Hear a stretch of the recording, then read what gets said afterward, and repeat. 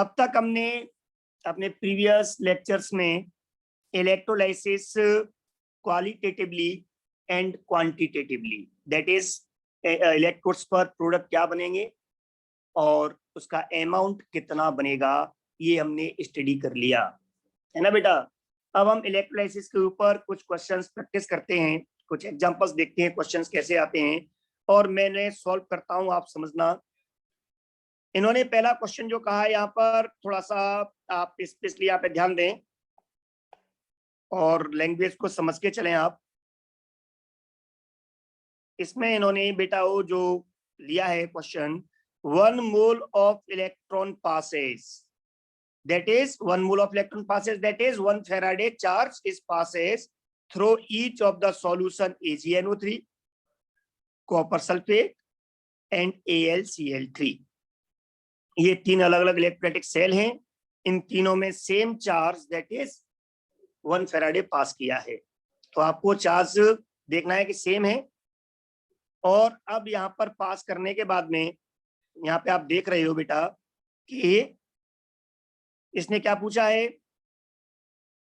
इसने पूछा है कि यहाँ पर सिल्वर, कॉपर और एल्यूमिनियम जो डिपॉजिट होगा कैथोड पर, क्योंकि ये कैटाइन्स हैं तीनों, तो ये कैथोड पर डिपॉजिट होंगे, तो इनके molar ratio that is number of moles का रेशियो क्या होगा, है ना बेटा।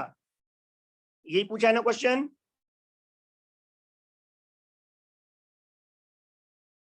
तो मेरी आवाज आ रही है बेटा आप लोगों को? Yes sir. Yes very sir. Good. तो क्वेश्चन समझ में आ गया आपके। क्वेश्चन में इन्होंने पूछा है कि AgNO3, कॉपर सल्फेट और एल्यूमिनियम क्लोराइड के एक्वस सॉल्यूशंस हैं, तीन अलग अलग इलेक्ट्रोलाइटिक सॉल्यूशन हैं जिनमें same amount of charge 1 mole electron that is 1 Faraday charge pass किया है।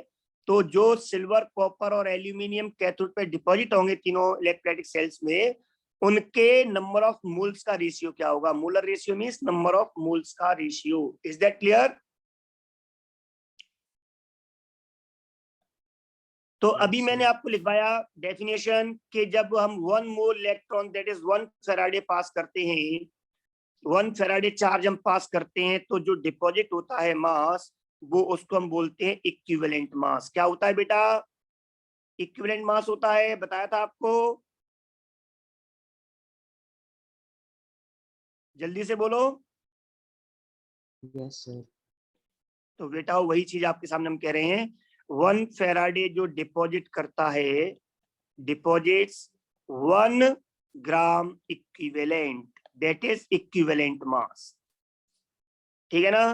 तो इसका मतलब ये हुआ कि अगर Faraday चार्ज सेम है तीनों में, तो तीनों का एक एक इक्विवेलेंट डिपॉजिट होगा। ये क्लियर हो गया। So number of equivalents of Ag is equal to copper is equal to aluminium is equal to 1। तीनों के 1 इक्विवेलेंट डिपॉजिट होंगे। और आपको मैंने ये बहुत पहले पढ़ा चुका हूं, इसलिए मैं ब्रैकेट में लिख रहा हूं। We know that number of equivalents is equal to number of moles into n factor. याद आ रहा है बेटा?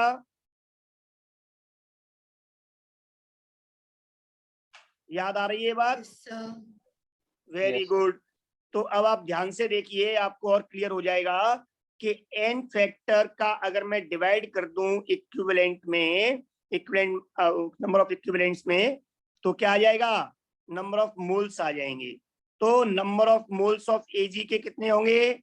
Number of moles of Ag होंगे number of equivalents 1 divide by 1, क्योंकि Ag होता है Ag प्लस, तो इसका n फैक्टर क्या होगा? 1। Number of charge units. मैं अगर number of moles of copper की बात करता हूं, Cu2+ होता है, तो इसका n फैक्टर क्या होगा? 2। तो number of equivalents 1 divide by n factor that is 2, तो ये number of moles of copper हो गए। इसी तरह से अगर मैं number of moles of aluminium की बात करता हूं, तो number of moles of aluminium कितने होंगे बेटा जी?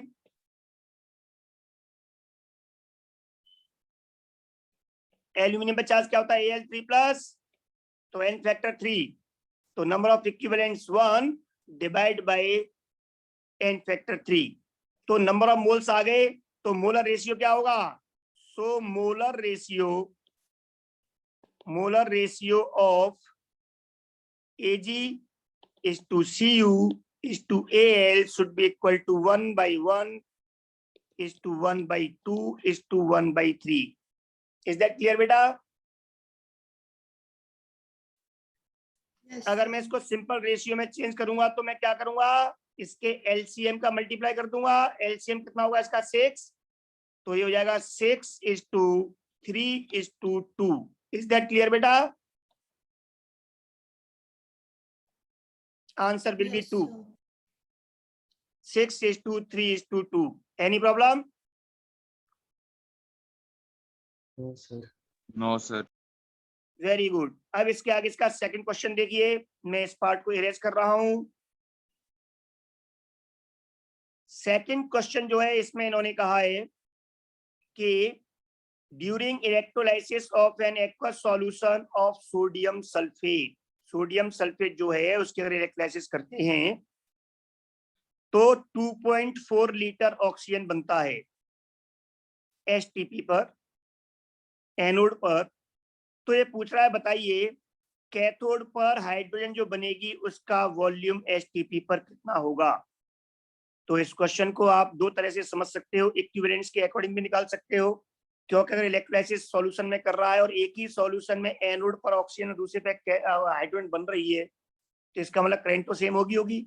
एक ही इलेक्ट्रोलाइटिक सेल के अंदर तो करंट एनोड और कैथोड पर सेम होगी ना बेटा, तो चार्ज जो पास होगा वो सेम होगा ना।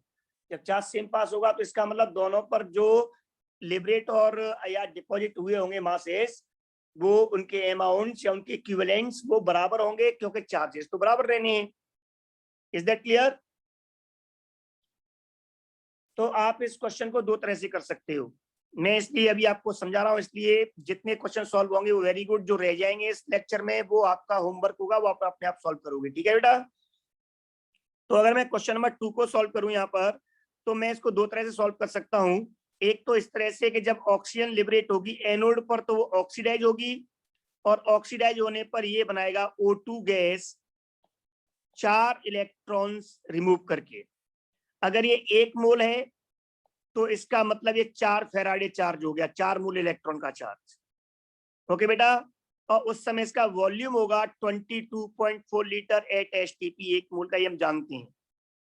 अगर उसी टाइम पर सेम 4 फेराडे से ही अगर मैं कैथोड पर, क्योंकि चार्ज सेम रखना है, 4 फेराडे पर अगर मैं कैथोड पर हाइड्रोजन को रिड्यूस करता हूं तो ये 4 मोल इलेक्ट्रॉन दूंगा इसको मैं डायरेक्ट, वही 4 फेराडे।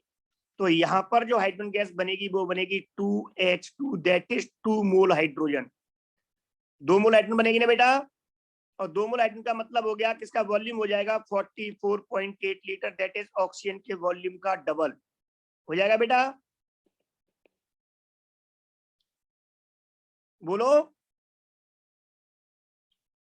Yes, sir. तो अगर ये डबल होगा तो इसका मतलब ये हुआ कि ऑक्सीजन अगर 2.4 लीटर बन रही है तो इसका मतलब हाइड्रोजन कैथोड पर जो बनेगी वो इसका डबल, दैट इज 4.8 लीटर बनेगी। Is that clear?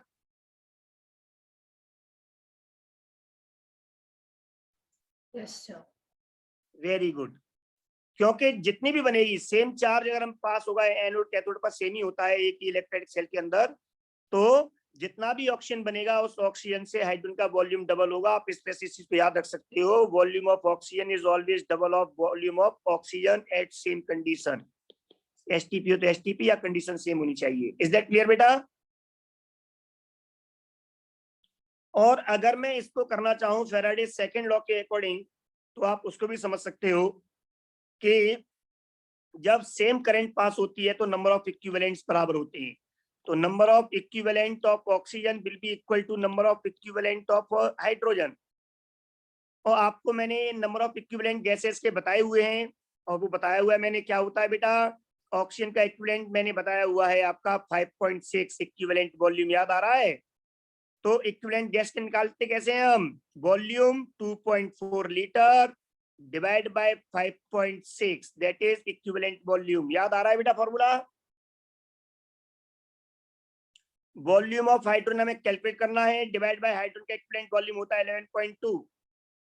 तो ये फॉर्मूला मैंने आपको लिखवाया हुआ था, मूल कंसेप्ट में जिन लोगों ने क्लास लगाई है ये मेथड उनके लिए है, जिन्होंने नहीं लगाई वो +1 की जब क्लासेस स्टार्ट करूंगा लिंक भेजूंगा आपको, उस टाइम पर आप उसको बेटा क्लासेस को ज्वाइन कर लेना। तो मैं ये सेकंड मेथड है, अगर मैं इससे करना चाहूँ तो भी मैं इसको सॉल्व कर सकता हूँ। ऐसे सॉल्व करने पर आपके सामने क्लियर है बेटा कि 5.6 से मैं इसको 2 टाइम्स और 2 का इधर मल्टीप्लाई कर दूंगा तो कितना आ जाएगा, volume of hydrogen is 4.8 litre. Okay बेटा, और जिनको ये समझ में नहीं आया वो फर्स्ट स्टेप के अकॉर्डिंग कर सकते हैं। Any problem?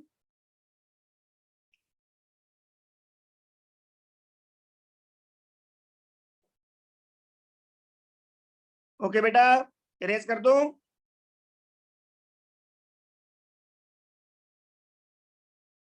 अगर हम इसके आगे देखते हैं क्वेश्चन नंबर 3, तो क्वेश्चन नंबर 3 में इन्होंने कहा है during electrolysis of an aqueous solution of copper sulphate using copper electrode. आप ध्यान दें यहाँ पर इन्होंने जो यूज किया है वो कॉपर इलेक्ट्रोड को यूज किया है कॉपर सल्फेट के लिए, दैट इज वो एक्टिव इलेक्ट्रोड है, और अगर एक्टिव है तो इसका मतलब एनोड पर कॉपर ही ऑक्सीडाइज होगा और कैथोड पर कॉपर ही डिपॉजिट होगा।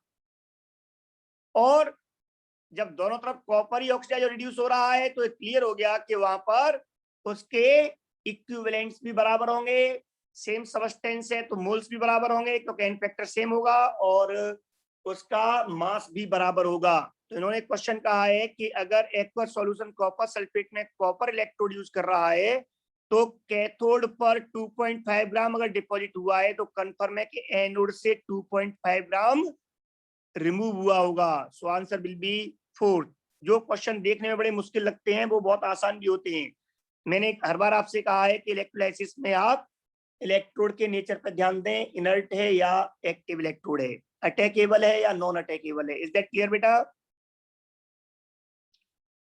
तो यहाँ पर क्या होगा कि एनोड पर 2.5 ग्राम डिक्रीज हो जाएगा, कॉपर वहां से ऑक्सीडाइज होकर सॉल्यूशन के अंदर आएगा और 2.5 ग्राम कैथोड पे जाके डिपॉजिट हो जाएगा। और आपको बताया भी था एक्टिव इलेक्ट्रोड में लॉस या गेन इलेक्ट्रोड पर होता है, सेम होगा, और इलेक्ट्रोलाइटिक सॉल्यूशन पर कोई फर्क नहीं पड़ता। Is that clear guys? अगर मैं यहाँ पे बात करता हूँ इसके आगे बहुत सुंदर क्वेश्चन है, आप सब लोग 4th में देखें। इन्होंने कहा है charge required for the oxidation of 1 mole of Mn3O4 into MnO4 2-। तो यहाँ पे आप देखें जब भी आपको ऐसे क्वेश्चंस आए तो Mn3O4 जो है वो चेंज हो रहा है MnO4 2- में। तो सबसे पहले आप यहाँ पर इनकी ऑक्सीडेशन स्टेट कैलकुलेट करें। यहाँ पर मैग्नीज की ऑक्सीडेशन स्टेट हम कैसे निकालेंगे, अगर इसकी मैं x मानू मैग्नीज की तो ये हो जाएगी 3x - 8, टोटल न्यूट्रल तो 0, तो x हो गया 8/3 प्लस एक मैग्नीज का, एक मैग्नीज की ऑक्सीजन स्टेट क्या है +8/3। और यहाँ पे हम निकाले मैग्नीज की ऑक्सीजन स्टेट इसी तरीके से, तो x मैग्नीज की -4 ऑक्सीजन के लिए 8 is equal to total charge क्या है सम -2, तो x कितना आ गया बेटा +6। इसका मतलब ये हुआ कि एक मैग्नीज में जो चेंज आ रहा है एक मैग्नीज में, और ऑक्सीजन का -2 यहाँ भी -2, ऑक्सीजन का ऑक्सीजन स्टेट चेंज नहीं हुआ है। तो टोटल मॉलिक्यूल में बात करूं तो केवल Mn का चेंज हुआ है। एक Mn में चेंज कितना है बेटा, चेंज इन ऑक्सीजन स्टेट कितना है, एक Mn में कितना चेंज है बेटा 6 हो गया, माइनस कितना था 8/3, ये एक में चेंज हुआ है। तो पूरे मॉलिक्यूल में कितने Mn है 3, तो 3 मैग्नीज में एटम में कितना चेंज आएगा इनटू 3। ओके बेटा, तो ऑक्सीजन स्टेट में कितना चेंज आया यहाँ पर पूरे मॉलिक्यूल में, आप देखोगे नेट चेंज जो आया है, नेट चेंज भी आप कह सकते हो net change in oxygen state, that is सारे एटम्स के चेंज का नेट। तो ये होगा आपका 3 6 18 - 8 दैट इज 10, 10/3, 3 से 3 कैंसिल दैट इज 10। तो 10 अगर ऑक्सीजन स्टेट में चेंज हुआ है इसका मतलब ये हुआ कि एक मॉलिक्यूल ने 10 इलेक्ट्रॉन्स लॉस्ट किए हैं, क्योंकि यहाँ पर ऑक्सीडेशन हो रहा है, ऑक्सीजन स्टेट इंक्रीज हुआ है। तो अगर एक मॉलिक्यूल ने 10 इलेक्ट्रॉन लॉस्ट किए हैं तो एक मोल कितने लॉस्ट करेगा 10 मोल इलेक्ट्रॉन, आवे कितना, तो 1 mole will lost 10 mole electrons, और 10 मोल इलेक्ट्रॉन्स का चार्ज कितना होगा बेटा so charge is equal to 10 into 1 mole electron का चार्ज कितना होता है 96500 कूलम, या आप इसको लिख सकते थे और 10F 10 Faraday. Is that clear? तो अब आप यहाँ पे ऑप्शन देख सकते हो कि आपके ऑप्शंस के अकॉर्डिंग जो आंसर बनेगा वो बनेगा third, 10 into 96500 coulomb. Is that clear? Yes, sir. Very good. बिल्कुल डिटो इसी बेसिस पे अगर आप देखें तो 6 क्वेश्चन है, और उस 6 क्वेश्चन में अगर आप देखें तो मैं इसको ओरली कर लूंगा, इसके लिए जरूरत नहीं है। इसमें इन्होंने कहा है कि एक रिएक्शन है, तो बताइए इस रिएक्शन में 1 मोल को रिड्यूस करने के लिए कितना चार्ज चाहिए। तो यहाँ पर तो बहुत सिंपल है, ये रिएक्शन इलेक्ट्रॉनिक फॉर्म में दी हुई है, साफ साफ हमें 6 इलेक्ट्रॉन दिख रहे हैं। तो एक मॉलिक्यूल के लिए 6 इलेक्ट्रॉन, तो 1 मोल के लिए 6 मोल इलेक्ट्रॉन। साफ दिख गया बेटा रेशियो यहाँ पर। और 6 मोल इलेक्ट्रॉन का मतलब 6 into 96500 coulomb. Is that clear? और अगर आपको किसी रिएक्शन में इलेक्ट्रॉन्स नेट चेंज नहीं दिख रहा है तो आप लोग हमेशा ऑक्सीडेशन स्टेट के नेट चेंज को निकालें। जितना नेट चेंज ऑक्सीजन स्टेट में हुआ होगा उतने ही इलेक्ट्रॉन्स लिए या दिए गए होंगे। ओके बेटा, अगर वो इंक्रीज हो रहा है ऑक्सीजन स्टेट नेट इंक्रीज है ऑक्सीजन नंबर, तो इसका मतलब वहाँ इलेक्ट्रॉन लॉस्ट हुए हैं, और अगर वो डिक्रीज हो रहा है तो वो इलेक्ट्रॉन्स आपके गेन किए गए हैं। बट नंबर ऑफ इलेक्ट्रॉन्स जो हैं वो आप चेंज इन ऑक्सीजन स्टेट से निकाल सकते हो। Any problem? No, sir. Very good. अगर मैं इसके आगे अगला एग्जांपल यहाँ पे लेता हूँ, अगला क्वेश्चन वो है फिर, when an aqueous solution of lithium chloride is electrolysed using graphite electrode. तो मैंने आपको जो समझाया उसी पे ध्यान दीजिए। सबसे पहले हम यहाँ पे ध्यान देंगे कि यहाँ क्या यूज किया गया इलेक्ट्रोड। तो ग्रेफाइट इलेक्ट्रोड है, कम रिएक्टिव जो होते हैं ग्रेफाइट, गोल्ड, प्लेटिनम, ये सब इनर्ट इलेक्ट्रोड होते हैं। तो इनर्ट इलेक्ट्रोड में हम लोग जानते हैं कि अब हमें इससे ये देखना है कि डिस्चार्ज पोटेंशियल के अकॉर्डिंग कौन पहले डिस्चार्ज होगा। तो बेटा जो मेटल्स होती हैं उनमें डिस्चार्ज पोटेंशियल का ऑर्डर उनके एसआरपी के ऑर्डर में ही होता है। इसीलिए ये क्लियर हो गया कि लिथियम का डिस्चार्ज पोटेंशियल है वो ज्यादा होगा H+ से, तो कैथोड पर तो हाइड्रोजन गैस बनेगी। ओके बेटा, क्योंकि हाइड्रोजन का कम होगा डिस्चार्ज पोटेंशियल। लेकिन एनोड पे अगर हम बात करें तो Cl- जो है यहाँ पर Cl-, मैं दूसरे पेन से लिखता हूँ, थोड़ा कम विजिबल हो रहा है। अगर मैं यहाँ बात करता हूँ तो बेटा Cl- और OH- में आपको अभी हम पढ़ा चुके दोनों तरीके से, डिस्चार्ज पोटेंशियल से या ओवर वोल्टेज से, कि यहाँ पर क्लोरीन जो है वो पहले डिस्चार्ज होगा और क्या बनेगा एनोड पर Cl2। तो यही हमारे सामने पहला ऑप्शन दिख रहा है कि अगर हम एक्वस NaCl का या एक्वस LiCl का अगर मैं यहाँ पर इलेक्ट्रोलाइसिस करता हूँ इनर्ट इलेक्ट्रोड लेकर के, तो एनोड पर Cl2 गैस बनेगा और कैथोड पर हाइड्रोजन। कैथोड वाला ऑप्शन इसमें दिया नहीं है हाइड्रोजन वाला, तो आंसर क्या हो जाएगा first. Is that clear? Yes, sir. Very good. Number 2, third और फोर्थ आंसर क्यों नहीं होंगे? क्योंकि बेटा जो भी पीएच इंक्रीज या डिक्रीज होना है वो पूरे सॉल्यूशन का होगा। एक ही सॉल्यूशन के अंदर हम इलेक्ट्रोलाइसिस कर रहे हैं इलेक्ट्रोलाइट सॉल्यूशन की, तो इसने ये जो कहा है ना अराउंड कैथोड, ये वर्ड यहाँ पे गलत यूज किया है। Is that clear?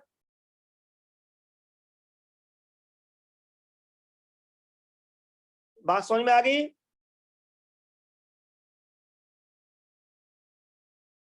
बोलो बेटा।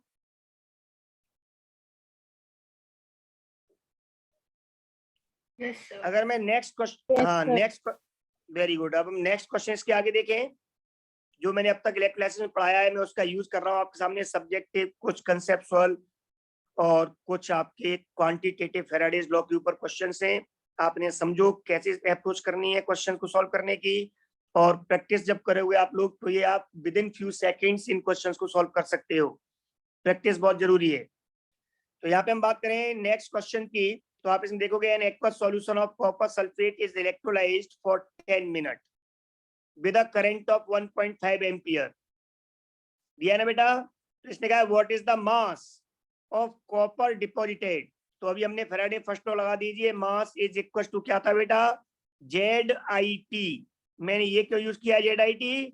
क्योंकि मुझे यहाँ पर जो करंट दिया हुआ है और टाइम दिया हुआ है, जेड हम लोग जानते हैं क्या होता है बेटा, electrochemical equivalent by Faraday constant. Copper का इलेक्ट्रोकेमिकल इक्विवेलेंट निकालने के लिए हमें क्या चाहिए, इक्विवेलेंट मास, और कॉपर का इक्विवेलेंट मास क्या होगा बेटा, कॉपर का होगा molar mass by n factor.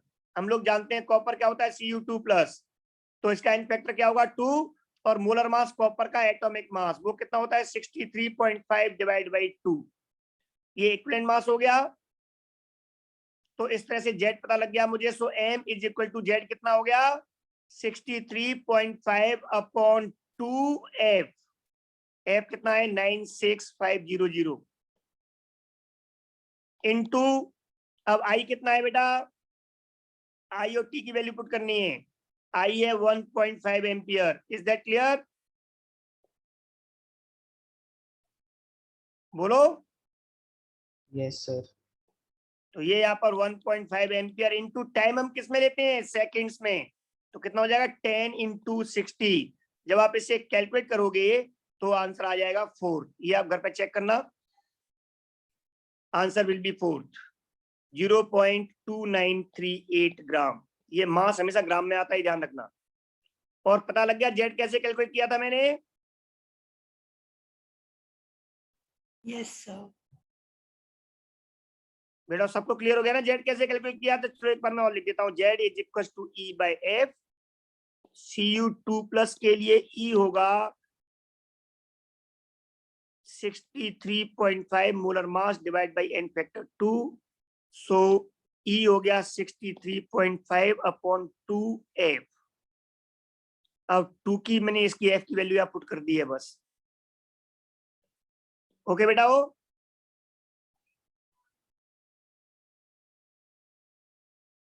अब हम इसके आगे नेक्स्ट क्वेश्चन डिस्कस करते हैं, और नेक्स्ट क्वेश्चन है, if current of 0.5 ampere flows through a metallic wire for 2 hours, then how many electrons would flow through the wire? अगर आपसे नंबर ऑफ इलेक्ट्रॉन्स पूछा है, तो ये तो आप लोगों ने अभी पहला चैप्टर इलेक्ट्रोस्टैटिक्स फिजिक्स का, वहां भी आपने इस चीज को पढ़ लिया होगा कि नंबर ऑफ इलेक्ट्रॉन निकालने के लिए total charge divide by charge of 1 electron, ऐसे सॉल्व करते हैं ना बेटा?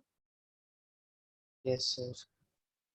Very good. और टोटल चार्ज हमारा है, अगर हमें करंट दिया हुआ हो तो टोटल चार्ज हम कैसे निकाल सकते हैं, Q is equal to IT, current into time. तो आई डोंट थिंक इस क्वेश्चन में कोई प्रॉब्लम है। अब तो अगर आपको नंबर ऑफ इलेक्ट्रॉन्स निकालने हैं, तो number of electrons is equal to Q total upon IT, ये यहाँ पे टोटल के लिए टोटल चार्ज, और टोटल चार्ज होता है current, sorry upon charge of electron upon E, charge of electron is the symbol of charge of electron, charge Q होता है I into T upon charge of electron E। तो मैं अब यहाँ पे वैल्यू पुट कर सकता हूँ, कितना करंट फ्लो हुआ है, करंट फ्लो हुआ है 0.5 एम्पियर, 0.5 एम्पियर इंटू टाइम हमें किसमें लेना होता है, सेकंड्स में, तो 2 hours into 60 minutes into 60 seconds upon E होता है चार्ज ऑफ इलेक्ट्रॉन 1.6 इंटू 10 पे पावर -19। ओके बेटा, is that clear? Yes, sir. Very good. अब आप इसे सॉल्व कर सकते हो, सॉल्व करके जो भी आंसर आएगा वो नंबर ऑफ इलेक्ट्रॉन्स होंगे। क्या आंसर आएगा इसका, कैलकुलेट कर सकते हो?